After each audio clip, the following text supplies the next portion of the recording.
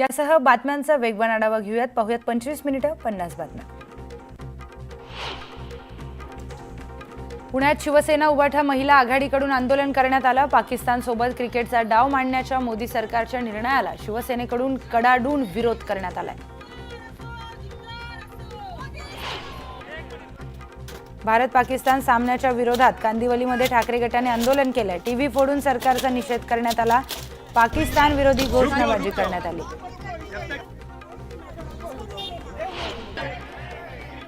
मुंबईतल्या बोरीवलीमध्ये शिवसेना उभाटा पक्षाकडून आंदोलन करण्यात आलं. यावेळी उभाटाच्या कार्यकर्त्यांनी बीसीसीआयच्या विरोधात घोषणाबाजी केली.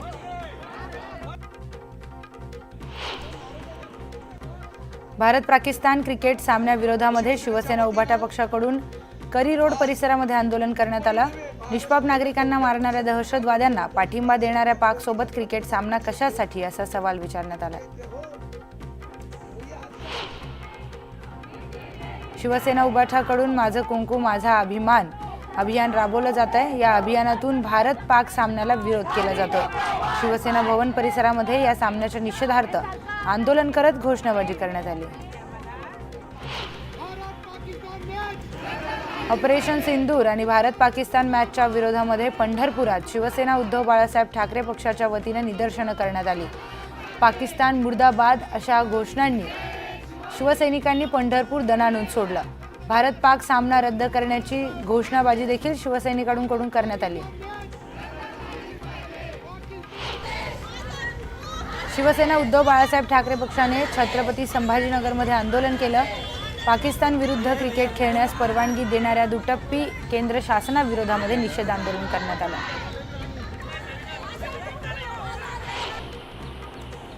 शिवसेना उभाठाचं माझं कुंकू माझा अभिमान अभियान सुरू आहे. याच अनुषंगाने शिवसेना भवन परिसरामध्ये आमदार महेश सावंत यांच्याकडून बॅनर लावण्यात आलेत. महेश सावंतांनी लावलेल्या बॅनरची जोरदार चर्चा सुरू आहे. शिवसेना ठाकरे गटाकडून डोंबिवलीमध्ये बॅनरबाजी करण्यात आली. 14 सप्टेंबर रोजी होणाऱ्या भारत पाकिस्तान क्रिकेट सामन्यावर आम्ही बहिष्कार टाकत आहोत. आमच्याकडून पहलगाम हल्ल्यात मृत्युमुखी पडलेल्या निष्पाप डोंबिवलीकरांना हीच आदरांजली असेल असे बॅनर लावण्यात आले. पाकिस्तान कधी न सुधारणारा देश आहे.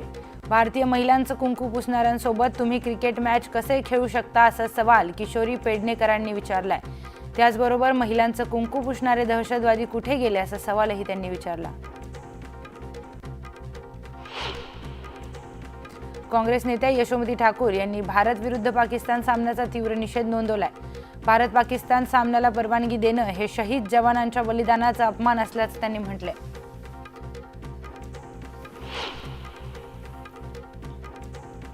राष्ट्रवादी काँग्रेस शरद पवार पक्षाकडून नाशिक जिल्ह्यातील विविध दैनिकांमध्ये देवा तूच सांग अशा आशयाची जाहिरात छापण्यात आली. शेतकऱ्यांचे विविध प्रश्न लाडकी बहीण योजना या जाहिरातीतून मुख्यमंत्री फडणवीसांवर प्रश्न विचारण्यात आले. भाजपच्या देवा भाऊ कॅम्पेनला देवा तूच सांग आता कॅम्पेननं उत्तर दिलं जात आहे. कुणाच्याही पक्षप्रवेशाला विरोध करू नका, त्यांना पक्षात घ्या. काही झालं तरी उभाठा शरद पवार गट आणि काँग्रेसला एकही नगरपालिका मिळता कामा नये असा सल्ला गिरीश महाजनांनी कार्यकर्त्यांना दिलाय. मुरुमासाठी तुम्ही दादागिरी करता, गरिबांसाठी तुमची दादागिरी कुठे जाते असा प्रश्न विचारत बच्चू कडू यांनी उपमुख्यमंत्री अजित पवारांना टोला लगावलाय. अर्ध्याधिक मंत्री त्या खात्याचे आका आहेत, पैसे कमवायलाच मंत्रीपद घेतात असा आरोप देखील त्यांनी केला. मुंडवा केशवनगरमधील रखडलेल्या उड्डाणपुलाची अजित पवारांनी पाहणी केली.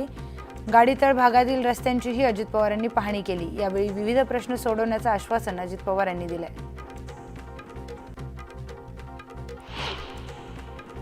नितेश कराळे मास्तरांना पवारांच्या भेटीसाठी पोलीस सोडत नाहीयेत. हॉटेलच्या गेटवर कराळे मास्तर ताटकळत उभे असून कराळे मास्तरांकडून फोनाफोनी सुरू आहे. नितेश कराळे शरद पवारांच्या राष्ट्रवादीचे स्टार प्रचारक आहेत.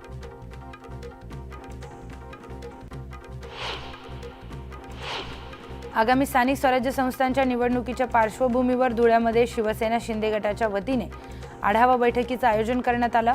आरोग्यमंत्री प्रकाश आंबेडकर यांच्या उपस्थितीमध्ये शिवसेना शिंदे गटाच्या कार्यकर्त्यांची बैठक संपन्न झाली. येणाऱ्या काळात धुळे जिल्ह्यामध्ये शिवसेनेचा गड मजबूत करण्यासाठी कामाला लागा असं आवाहन करण्यात आलं. जळगाव जिल्हा कृषी औद्योगिक सहकारी संस्थेची वार्षिक सर्वसाधारण सभा घेण्यात आली। मेक इन इंडिया आणि लोकल टू ग्लोबल ही संकल्पना सत्यात उतरवण्यासाठी सर्वांनी प्रयत्न करण्याचं आवाहन वकील उज्ज्वल निकम यांनी बैठकीत केलं। गोदावरी नदीला आलेल्या पुरामुळे बीडच्या गेवराई तालुक्यातील राक्षस भुवन येथील शनीचं मंदिर पाण्यात गेलंय। नदीकाठच्या अनेक गावांना पुराच्या पाण्याचा फटकाही बसलाय।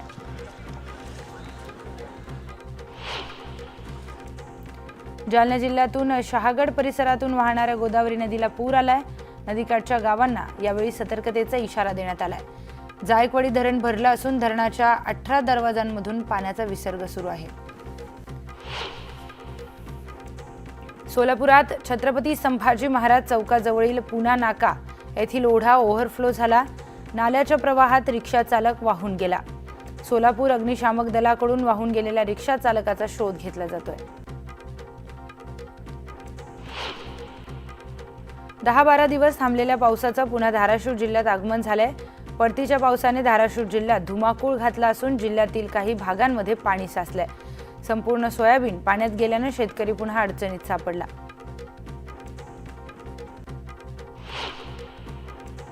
छत्रपती संभाजीनगरच्या लोहगाव येथील तांडोळी रोडवरील पाझर तलाव ओव्हरफ्लो झालाय। डांगे वस्तीवरील रहिवाशांच्या घरात पाणी शिरलंय। वस्तीवरील शेती देखील पाण्याखाली गेल्यानं मोठं नुकसान झालंय। जायकवाडी धरण साखळीत मुसळधार पाऊस सुरू आहे। अशातच धरणातून 1,03,372 क्युसेक पाण्याचा विसर्ग सुरू करण्यात आलाय। धरणाचे तब्बल 27 दरवाजे उघडण्यात आले आहेत। त्यामुळे गोदाकाठच्या नागरिकांना सतर्कतेचा इशारा देण्यात आलाय। छत्रपती संभाजीनगरच्या पैठणमधील विहा मांडवा येथे नागरिकांच्या घरात पाणी शिरलं। घरातील जीवनावश्यक वस्तूंचं मोठं नुकसान झालंय।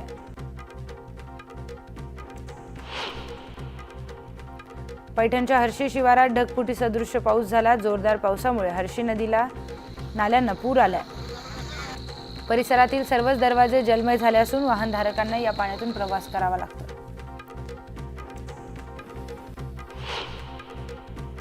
चंद्रपूर शहर आणि जिल्ह्याला मुसळधार पावसाने झोडपून काढले। यामुळे जिल्ह्यातील सर्वच नदी नाले दुथडी भरून वाहत आहेत। इरई धरणाचे 7 दरवाजे उघडण्यात आल्यामुळे इरई नदीच्या पाणी पातळीमध्ये मोठी वाढ झाली आहे। रहमतनगर आणि सिस्टर कॉलनी भागातल्या काही परिसरामध्ये नदीचं पाणी शिरलंय।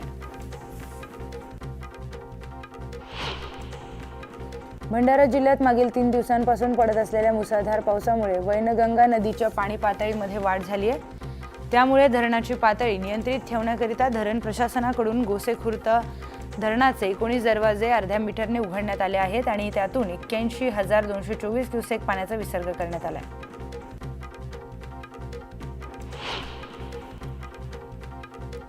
बीडच्या नवगण राजुरी खरवंडी राष्ट्रीय महामार्गावरील डोंगरी नदीला पूर आल्याने अनेक गावांचा संपर्क तुटला।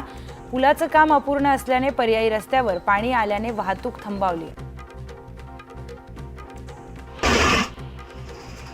सोलापुरातील छत्रपती संभाजी महाराज चौकाजवळ नाल्याच्या प्रवाहामध्ये रिक्षा चालक वाहून गेलाय। नाल्यावरील पुलावर प्रचंड पाणी वाहत असल्यानं रिक्षा चालकाने पुलावरून गाडी नेण्याचा प्रयत्न केला, मात्र यावेळी रिक्षासह हा व्यक्ती पाण्याच्या प्रवाहात वाहून गेलाय। सोलापूर जिल्ह्यातील अक्कलकोट तालुक्याला पावसानं झोडपलंय। अशातच पाण्याच्या प्रवाहात वाहून जाणारा युवक थोडक्यात बचावला। युवक स्वतःचे प्राण वाचवतानाचा व्हिडिओ समोर आलाय। गावातील युवकांनी तत्परता दाखवल्यामुळे युवकाचा जीव वाचला।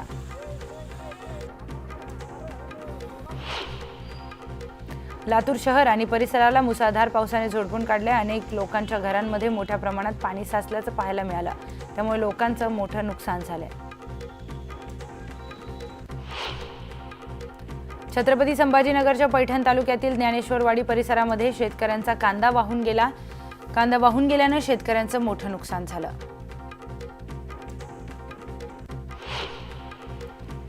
धाराशिवच्या कळंब तालुक्यात तुफान पाऊस कोसळलाय। तेरणा नदीनं धोक्याची पातळी ओलांडली आहे। तेरणा नदीवरील पूल पाण्याखाली बुडालाय। त्यामुळे लातूर बार्शी रस्ता वाहतुकीसाठी बंद झालाय।